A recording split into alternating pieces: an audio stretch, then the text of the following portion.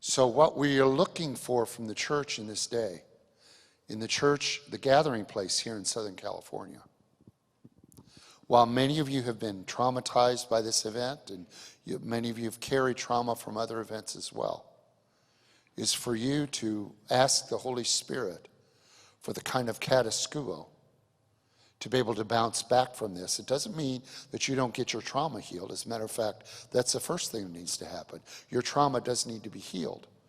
But then you take the testimony of your healing of trauma and you get to go out and share it with everybody else.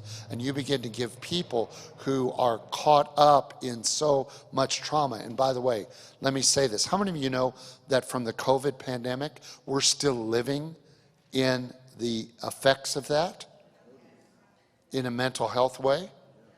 So guess what? I don't mean to prophesy bad to you guys in Southern California, but you're going to be living with a mental health issue where all the people that went through this, that suffered devastating loss, for those who aren't trusting Christ, you're going to be dealing with a mental health issue. It's called trauma with a lot of people. And that's why this is your moment, Gathering Place. This is your moment to become a center for trauma healing and to become people that you not only bring here, but you actually are sent out and you go out every day saying, God, make me a divine magnet for people that carry trauma so that I can bring healing to them as well.